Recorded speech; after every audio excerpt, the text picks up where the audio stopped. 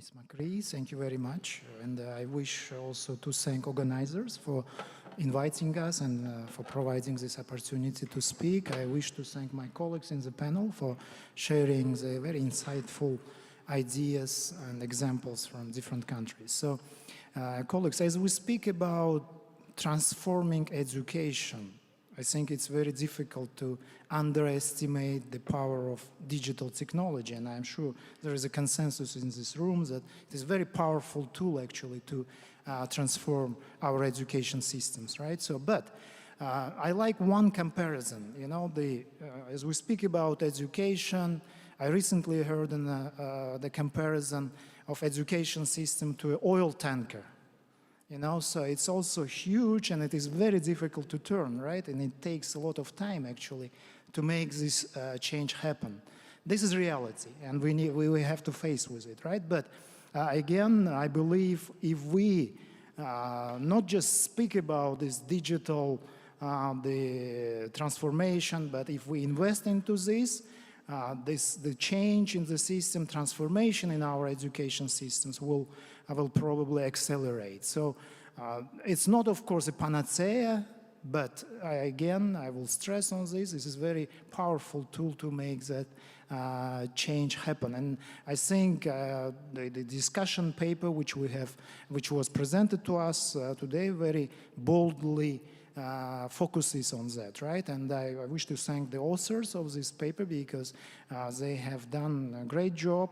Actually, they're making a very good analysis, making very good recommendations to all of us. But one thing, of course, I think more or less clear for all of us in this room what needs to be done to make this digital transformation happen, right? But the more difficult question, how we do it.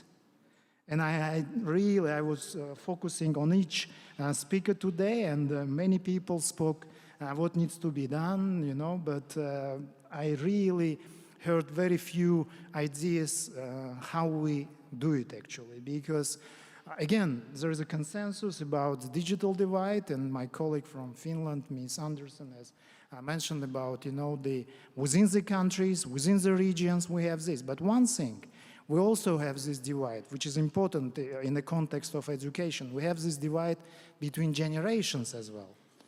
Obviously, young people, they now born with their devices, right? So they probably much easygoing with new technologies. But in our education systems, our teachers, our providers, right? They mainly they have obviously problems with using of this the new technology. So this intergenerational divide is something we also need to consider.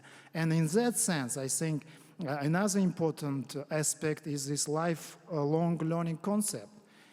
Because we don't really, as we speak about digital transformation, if we're serious about this, it's not just schools or our universities, but there should be an approach that will target the older generation as well. So otherwise, I don't think we can reach our goals. And another thing, of course, we have seen even in this, during these 2 days, in the corridors of UNESCO, we have seen very good examples of how the digital technologies can accelerate the learning process. Very advanced, you know, virtual, augmented realities, and so on and so on. It's good, but those are, and I'm sure in all the countries presented here, we have good examples.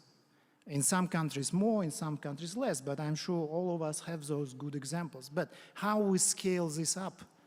That is an important question, right? Especially as we have these divides, and that is not the only problem we have, and I think it was very well focused in the discussion paper. We have a problem with the qualification of our teachers, we have content issues, we have infrastructure problems, so how we actually address those? Yeah, and of course, when it comes to infrastructure, I believe, and as we represent the governments here, ministers, it's a government role. because I don't think any private company will, focus on that, providing the good infrastructure for entire countries. That is obviously the role of government to create and enable infrastructure for our learning institutions, for our schools, for our universities, and so on. And that is what is happening in Uzbekistan. We have very ambitious plan actually to provide broadband, high-speed internet to all our learning institutions from preschool up to university level, and that is done by government. So, but when it comes to technology, when it comes to the content, I think here we know this very well. The huge role actually lies on the private and transnational companies, right? So because they are the owners of the intellectual properties, they are the owners of the applications, and they are the ones actually who has a huge stake in this business. And therefore, without engaging the private sector, and especially those big names, which I will try to avoid, of course, today, without engaging those big names, I don't think this transformation will happen again. So it's therefore, it's very important that we engage with them. And I like the idea of my colleague Verna. She was speaking about free access, global free access to internet. This is great, of course, but who is going to do that, right? So it's a huge investment, and without this private partnership, this is, I don't think this is going to happen. So therefore, as we sitting here in UNESCO, the international organizations should, I think, more closely engage with those big names. And I've seen that the Huawei is present here today, but we need others to be on board and actually to share this responsibility for our future. So there are many other things, of course, and